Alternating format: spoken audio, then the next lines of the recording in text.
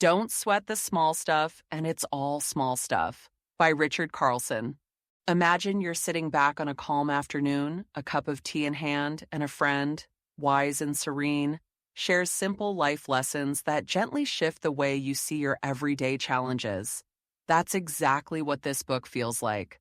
Richard Carlson, with clarity and compassion, walks us through small but profound shifts in our thinking that can reduce stress, deepen our joy, and help us live more meaningfully. Chapter 1. It's all small stuff. Let's start with the main idea. Most of what we worry about just doesn't matter. Not really. The traffic jam, the delayed flight, the annoying coworker, the long grocery line. These are small things in the grand scheme. Carlson encourages us to zoom out.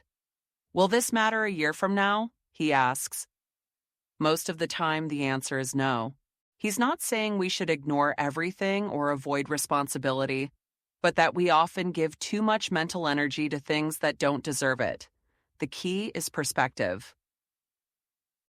Chapter 2. Choose your battles wisely. Life is full of moments that could irritate us, but we have a choice in how we respond. Do we jump into every argument? Do we always have to prove we're right? Carlson suggests, let others win sometimes. Let the person merge in traffic. Let your partner have the last word. You're not surrendering your dignity. You're choosing peace over pride. It's a wise form of strength. Chapter 3. Be present and breathe. We're always racing through conversations, emails, tasks. But what if you paused? Take a breath. Carlson reminds us that being present in the moment is the gateway to calm. When your mind slows, your heart softens. You notice things: a child's laugh, the sky's color, your own breath. These little moments are where life truly happens. Chapter 4. Make peace with imperfection. Perfectionism is a hidden thief of joy. We obsess over getting everything just right: our appearance, our homes, our jobs. Carlson says, give yourself permission to be imperfect. Life is messy, and that's okay. When you embrace good enough, you open up space for grace and growth. You stop judging others so harshly, too. Chapter 5. Become less interested in getting credit. Here's a radical idea. Do good without needing recognition. Carlson suggests we help others, contribute, and be kind without worrying if anyone notices. Because when we focus less on ego and more on service, life flows easier. You stop needing applause and start feeling genuine contentment. Chapter 6.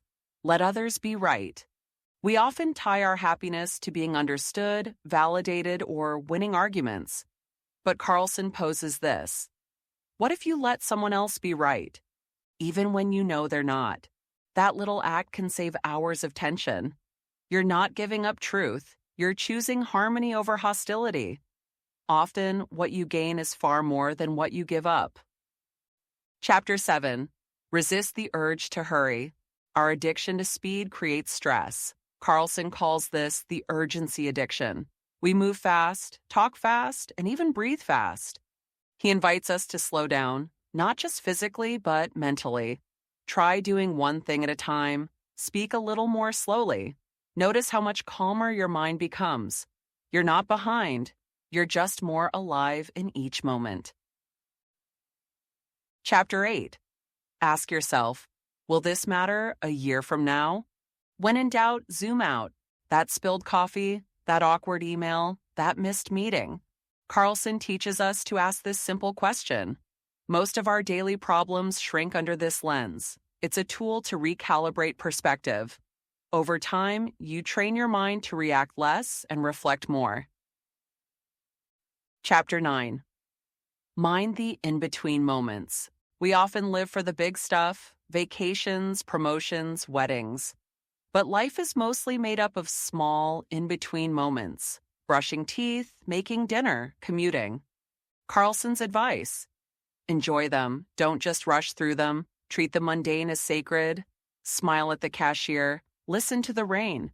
These small things are the thread of a meaningful life. Chapter 10. Live as if today were your last. This isn't meant to be morbid, it's meant to wake us up. Carlson reminds us, if today were your last day, how would you act? You'd probably be more patient. You'd call someone you love. You'd listen more, complain less. What if we lived that way every day? When you embrace mortality, you start living more fully. Chapter 11. Practice gratitude, not grumbling. We all have complaints, but Carlson says, flip the script. Gratitude shifts your energy instantly. Focus on what's working. The roof over your head, the meal you just had, the fact that you woke up today. A grateful heart doesn't sweat the small stuff. It transforms it. Chapter 12. Don't interrupt others or finish their sentences. It seems small, but it's profound.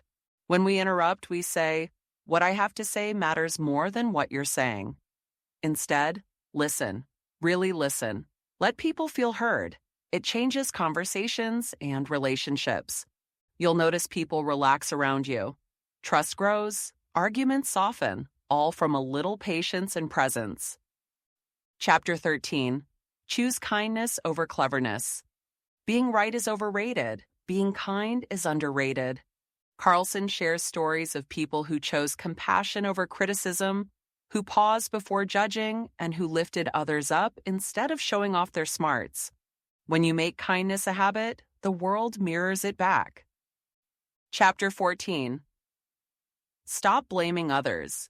It's easy to blame others for our stress, our failures, our moods. But Carlson encourages personal responsibility. Not self-blame, but self-awareness. How are you responding? What's your role in the situation?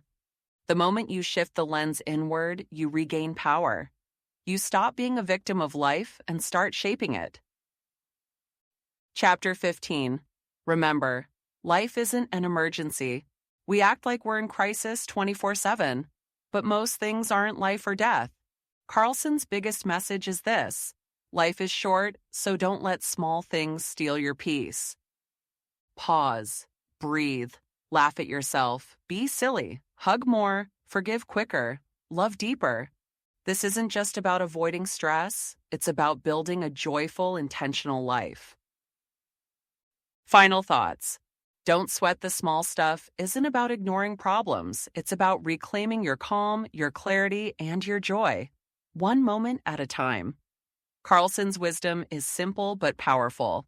And in today's fast-paced, hyper-stimulated world, it's more needed than ever. So next time something annoys you, a slow app, a traffic jam, a critical email, ask yourself, is this worth my peace? And more often than not, you'll smile, let it go, and remember that it's all small stuff.